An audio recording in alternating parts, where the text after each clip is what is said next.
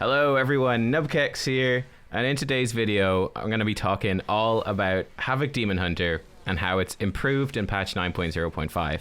I'm joined today by Don, who's our guild Havoc, and also sometimes Vengeance Demon Hunter. Hello Don. Hey, hi Nub, good afternoon. I mean, I was just thinking before we started that Havoc's had a pretty rough time this expansion up until 9.0.5 in terms of mythic progress in the last few months or so in the raid. I think you've probably seen more progress filling in as tank on Vengeance than you have on Havoc, right? Before 9.0.5. Yeah, basically Havoc was in a pretty niche spot, so it was nearly non-existing for the second part of most Mythic Nathria logs, even with, I think, before 9.0.5, only 124 Havoc Demon Hunters logged in on a Sire kill even. Yeah, it was pretty rough, and especially with like Unholy DKs in particular, hogging those melee spots. Havoc went from one of the most popular specs to less popular, but one of the big reasons I wanted to do this video is because we were talking yesterday about what our plans were for Mythic Sire Denathrius, and in fact, here are the logs, guys, from 9.0.5 from this patch, and Havoc Demon Hunter is actually overall second DPS on Mythic Sire Denathrius. Now, obviously, there's a lot that goes into that. That's just overall damage. That's including things like sort of padding on ads, which might not actually be important, but it's still a good indicator of where things are going for Havoc. Before we dive into today's video though, I want to take 1 minute to talk to you about the sponsor of today's video, Skillshare. Skillshare is an online learning community with thousands of inspiring classes for creators. It's a fantastic place to develop your skills, or maybe even find some new ones. The class I was checking out this month is actually called Digital Painting in Photoshop, Create a Stylized Portrait. This is taught by Melissa de Nobrega. And this is actually a case of developing an existing skill for me, because this is actually something that I got into back when I started YouTube, actually, because I obviously make thumbnails in Photoshop. And I actually enjoy drawing and doing art. I'll stick an example up on the screen of a picture I painted before, and it's definitely something I'm interested in looking back on after I've actually improved my skills from this class from Melissa. And that really is sort of the goal of Skillshare, and it's a goal I share on my channel here as well, which is that there's nothing better than getting better. If you want to try out Skillshare, it is curated specifically for learning, meaning that there are no ads and there's constantly new premium classes being released. It's less than $10 a month with an annual subscription to get access to Skillshare Premium. And on top of that, to let you try it out, the first 1,000 of my subscribers to click the link in the description or in the comments down below will get a free trial of premium membership to explore your creativity. So make sure to click that link, check out all the different options for classes that are on there, and have a great time. All right, the first thing then, Don, we'll look at Covenant changes, because I think you're actually going to be changing your Covenant, but not to the one that actually got the major change in 9.0.5. So I actually don't know how good it is, but Necrolord, that got reworked for, well, all Demon Hunters, right? We have... Yeah, it got a pretty big... The Father to the Flame got completely wiped out and basically built up from scratch. Yeah. I mean, it sounds fun, right? So the new version, you just randomly proc a demon that comes out and fights you for 25 seconds. And I presume it doesn't do all that much damage, but if you hit it then with Throw Glaive, it instantly kills the demon, it explodes, does a bunch of AoE damage, and also does a chunk, I think like 30% max health healing to you as well? 25. 25? Okay, cool. So yeah, I mean, it sounds fun. Is it actually any good though? Do you know? Is anyone actually using that thing? I've kept up with some Demon Hunters that are experimenting with it, so people like me don't have to. Yeah. It does seem fun. That's the least I can say, but the pure RNG part of it does keep it lagging behind the other Covenants where the ability is on demand. True. Yeah, okay. I could see that being a problem. So I think that certainly for like high-end raiding or Mythic Plus, where you do rely on that stuff, or obviously for PvP, where it's really important to sync up things, probably kind of a pain in the ass. I think if you're in like just playing more casually, like more casual Mythic dungeons, or even just regular dungeons or world questing, it could be pretty solid. But yeah, I get what you're saying, the randomness. Yeah, okay. Yeah, if you're playing casual, so heroic raiding. You don't really care about cutting edge or high-end mythic progressions. Maybe dabble in the first 3 bosses on mythic. Yeah. Do 15s, maybe a bit lower, helping out friends. The RNG part isn't what's gonna kill you or buff you insanely.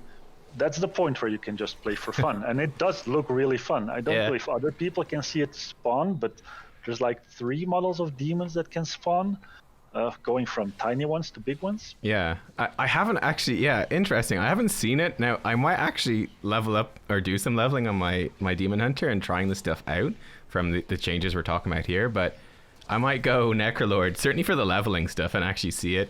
You know, just do the Threads of Fate with Necrolord and do some dungeons and actually show people. That might be kind of fun. So we'll come back to that one. But it's just the RNG nature of the ability, and if something goes wrong in your pull and you have to jump out the moment your Crowglaive hits, there's a chance that the AoE from the explosion doesn't even hit anything. Yeah. I will look forward to testing it, and hopefully it doesn't go horribly wrong. You are switching, though. You are currently Kyrian on your Demon Hunter, because obviously you're mostly playing Vengeance, but you're looking at switching now. So what are you switching to, and why?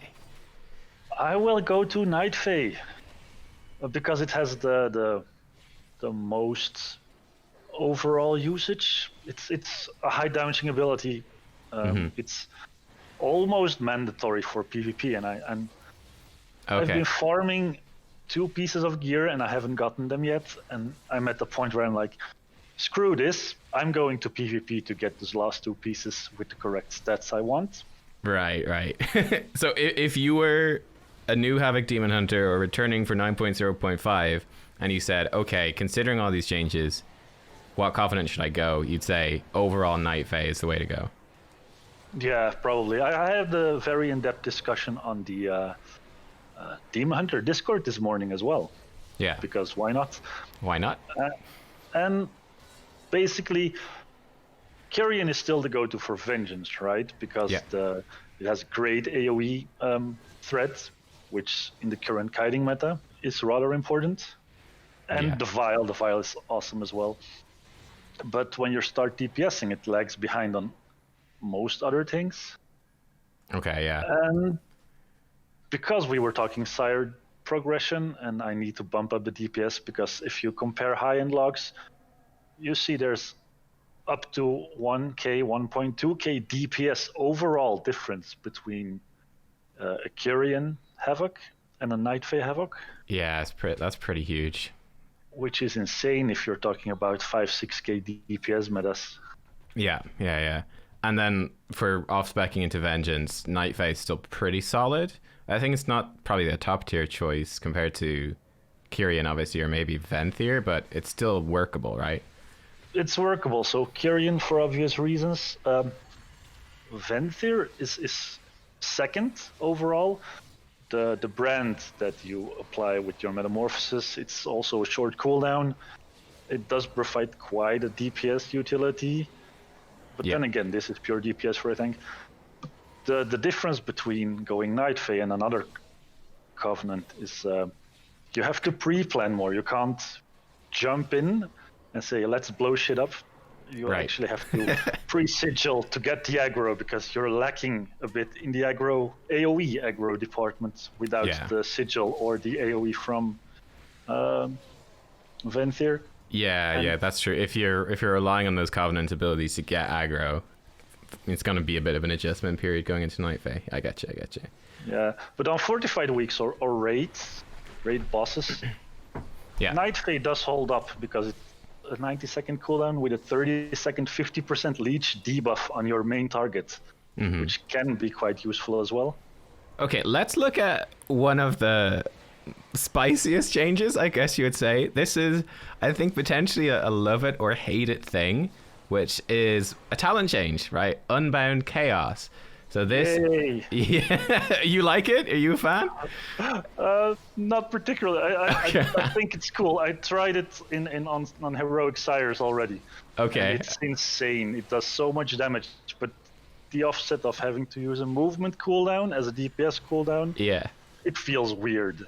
Yeah, okay, so to explain it for the viewers, basically Unbound Chaos, it's a talent you can take that makes it whenever you cast Immolation Aura, it makes your next Fel Rush do way more damage. I think it was something like 300% more damage before patch 9.0.5, and now I think it's 600%, so that they like doubled the effectiveness of this talent, roughly speaking.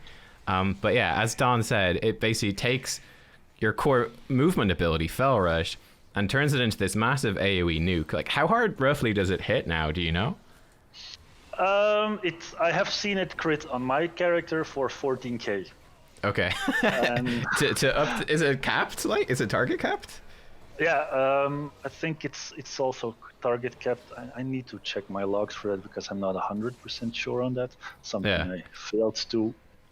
Even presuming that even if it was only like 5 targets, still 14k to 5 targets, that's like 70k damage in 1 GCD. It's, that's pretty good. It's pretty good. That's a lot of damage. Yeah, if I analyzed my heroic Syro logs I had on Saturday, Fel Rush suddenly became my second highest ability over I-Beam. So it was I-Beam on top and very, very closely followed by Fel Rush. And that's on a semi-multi-target and a third phase single-target fight. Yeah. Huh. Interesting. I know I did a dungeon or two with some Havoc Demon Hunters, and they're actually blasting pretty well now. But it is kind of funny to see... you're just fighting this pack and then you randomly see the Demon Hunter zip through the pack. It looks kind of derpy. It's, like I said, I think it's a love it or hate it thing, right? Because personally, my view is I appreciate that it's there. I like that it's a thing that, and I think it's a very Demon Hunter sort of thing, actually using a movement thing to do damage and building into that super movement heavy class fantasy. I like that. I think that's cool. I don't know if I would like to play it. I feel like in practice it might get a little bit frustrating or annoying. Obviously you don't have your Fel Rush. That one charge of Fel Rush is going to be gone that you would otherwise be available to use for movement, or you might dash into stuff you're not supposed to. But I don't know. Yeah, I've seen interesting. it on funky stuff because I timed one at the wrong point. I think I did a Spires of Ascension earlier this week trying it out. And the first boss, the bird, does the frontal AoE, right? Yep. You dashed into it, did you?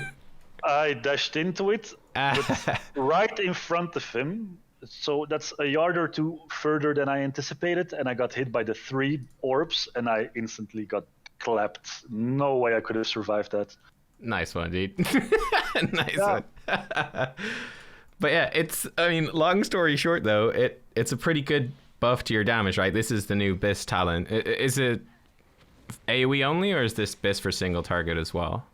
It's mainly single target even. It's insane. You don't use any...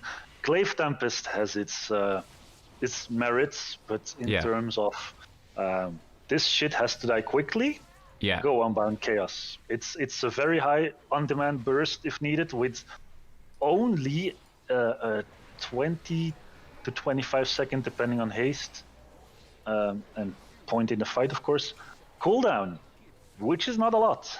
Yeah, that's really short. That's interesting. I didn't realize it was a single target thing. That's crazy. Let's go talk about Legendaries then, because you were saying that there are quite a few changes to where or when you are using Legendaries. So do you want to cover them? Yeah, sure. So I'll go over the least significant change of them all, which is the pure AoE legendary. So we used to, and it's still extremely viable, I think 9.0 won't find it out for that long. So there's still Collective Anguish on top, which is the AoE legendary, where if you I-beam, you get a Vengeance to devastate together with you. Yeah. So that's still really strong AoE. Looks cool. Bit boring to play with, I think, but looks nice. Yeah, it looks cool. The only downside about it, in my opinion, is the friendly Demon Hunter you spawn is static. So imagine doing an I-beam, your devastating Vengeance comes to help, and at that point the tank has to move the boss. The legendary has no effect because the devastation completely misses at that point. Sorry. Rip. So that's still good for AoE, right? Yeah, it's the least RNG. It's the most the consequent, no, what's the English word? Consistent Yes. legendary Okay. to go for, with the offset that the Vengeance Demon Hunter is static, and if the boss is moved, you have 0 uptime on the actual damage. Okay, cool. So that's still up there. What are some of the new contenders then? What's coming in that's going to change things? Your new best friend might be Dark Glare Medallion. It's the one that has a chance to not incur the cooldown of your I-Beam or Fell Devastation, depending on your spec. Yes. And it's been buffed from 30% chance to 40% chance. Okay, yeah. Interesting. So what the cooldown, you don't run any, is there any cooldown reduction for I-Beam? Or is it like a flat 30 seconds? Depending on your spec, it goes, if you take Cycle of Hatred, which is the level 40 talent. Okay. If your Chaos Strike refunds Fury, the I-Beam cooldown is reduced by 3 seconds. Yeah. So are people going to be running that now with this legendary? Is that like a locked-in People were combo? already running it, so. Are they already running? Okay, cool, interesting. Yeah, because it's on the same row as the Blade Dance spec. Okay. Which is the first blood one, which is a passive that puts a bleed on the target. Yeah. And reduces the Blade Dance one. Yes. Well, it's not a bleed, it's the bleeds in the talent, but just increased damage to your primary target. And the Essence Break, which I'll have to actually look up what that does, because I have never used it. Oh, I think it's like a short cooldown thing that you smack. I think it's actually a frontal cone attack that increases the damage that targets take from Chaos Strike and Blade Dance, by 40%. Yeah. And I have never used that or seen it being used in PvE. I used it on the beta testing, but yeah, it's not used very much, I don't think. Okay, so that's cool. So we've got Dark Glare Medallion. Legendary now gives 40% chance, so it's still pretty random, right? But if you are running cooldown reduction on I-Beam, you're getting that I-Beam out maybe for 20-25 seconds or so. 40% chance. It is going to actually have a semi-consistent effect.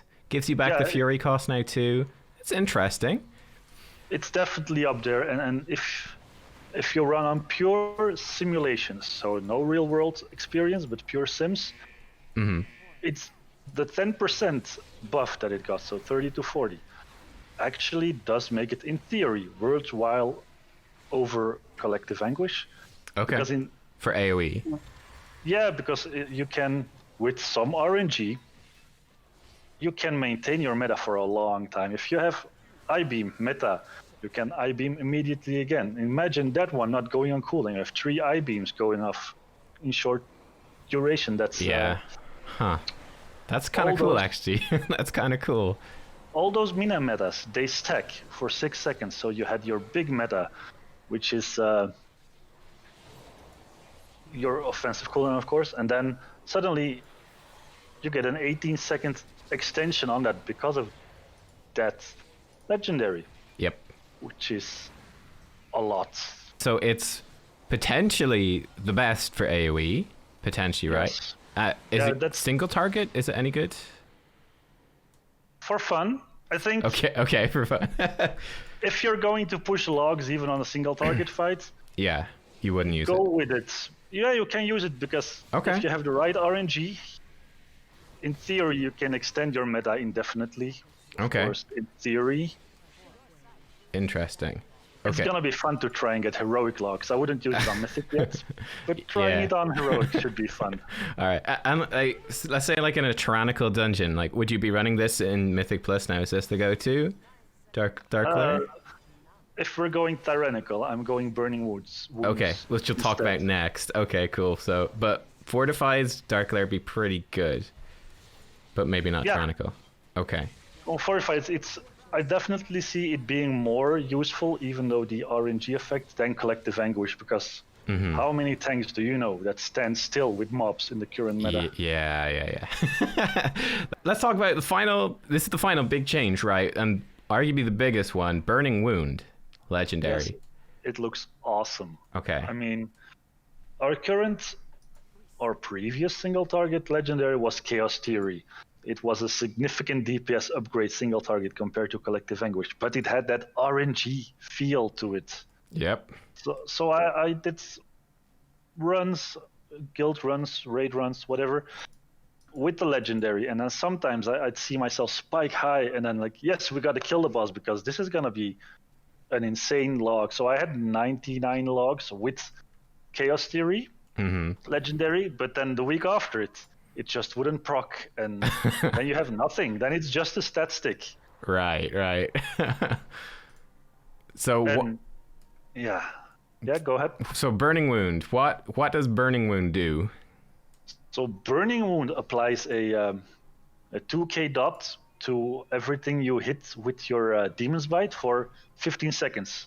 Yeah. So while that doesn't seem too single targety, it actually ramps up quite big.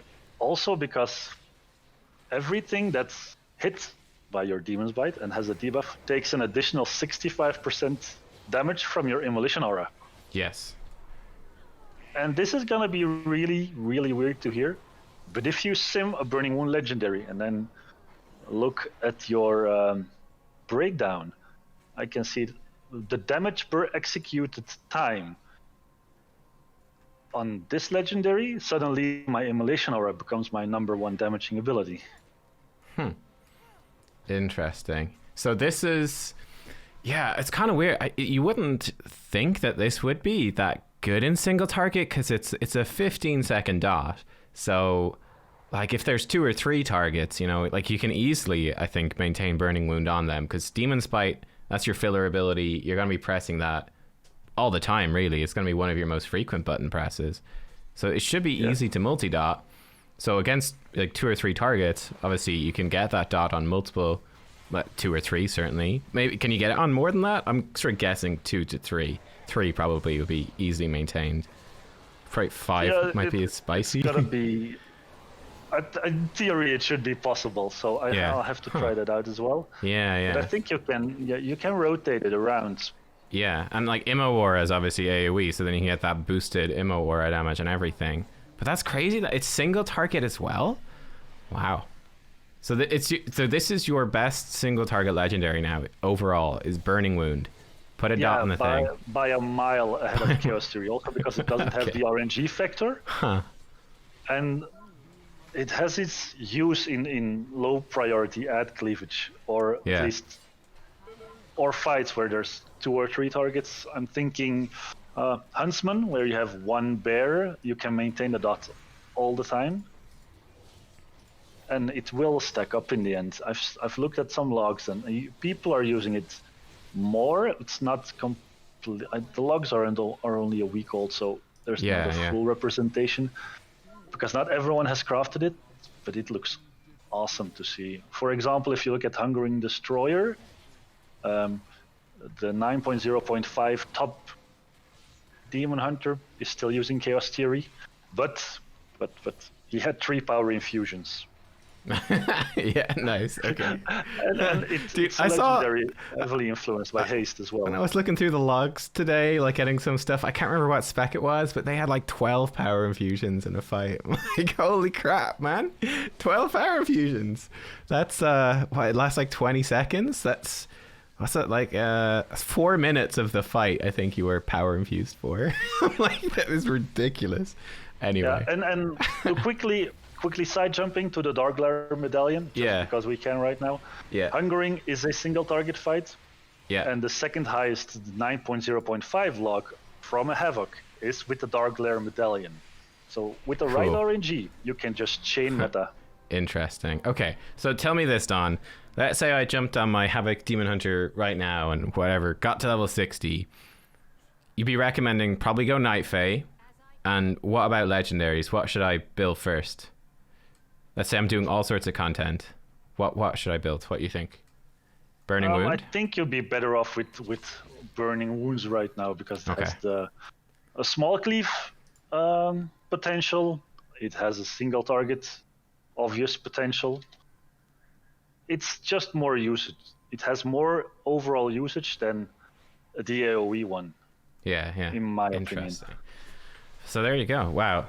So how are you feeling then about Havoc with all these changes then in 9.0.5? How are you feeling? How is it looking good? It's looking better. I can see silver linings right now. Okay. So we don't want to oversell it to people. This is not like crazy OP flavor of the month spec, you know, top of the damage meters everywhere, like completely nuts. Like it's not a fire mage, right? But not at all. Not even a boomkin. Not even a moonkin. Okay, but it's pretty decent. So, probably solidly middle of the pack overall, like compared. Especially with the nerfs other classes got. This is so bad today that we're getting our spot back, but it's not because we're getting better. It's because the rest is getting worse as well. That is part of it too. But still, that's an improvement from. Like I said at the start, like Havoc was just certainly for Mythic rating, and it was a spec that if you could get a Vengeance Demon Hunter and not bring any Havoc, like at the start of Shadowlands, that was great. Like you were rejoicing, okay, this is so good for the raid team if we don't bring a Havoc, because they were that poor for the raid back then. I don't think that's the case anymore. In fact, like we were saying, looking to bring Havoc in even for Denathrius, I think it could actually be pretty solid there. So that's a big change. And then plus just generally doing more in dungeons they were always okay, but I think quite a solid choice in dungeons now as well. And I have no clue for PvP, but yeah, Havoc. PvP in RGBs, they're great 2v2s as well. If you're Night Thief, because you got the you just zip hunt, in, which is an insane, crazy, especially right now with Unbound Chaos. Imagine you're stunning your opponent. Yeah. You're hunting them. Yeah. Well, first you I-beam, you fell rush through them, and you hunt them. I've seen PvPers doing that this week, and people melt. Interesting. They just melt. It's all right, cool. Well, there we go. Don, thank you for joining me. I really appreciate it. And we just recorded the audio, but we'll see about getting some gameplay footage here in the background to show off some of this stuff as well. I'll try to get some dungeons in as vengeance. Havoc then instead of vengeance. Yes, no vengeance. Havoc now. Havoc. All right. Imagine you doing a whole Havoc video and then me only sending you vengeance. Yeah. All right. Well, I will look forward to seeing that footage. Thanks again, Don, and thanks everyone for watching. I hope you found it interesting, and let us know as well how you're finding Havoc. If you're playing Havoc, how's it been? Or if you've got Havoc players in like your Mythic Plus groups or PvP team, whatever, let us know how they're doing, because 9.0.5 Havoc, definitely something of an up and coming spec. See you all next time, everyone. Yes. See you next time, Bye. Don. Bye. Bye.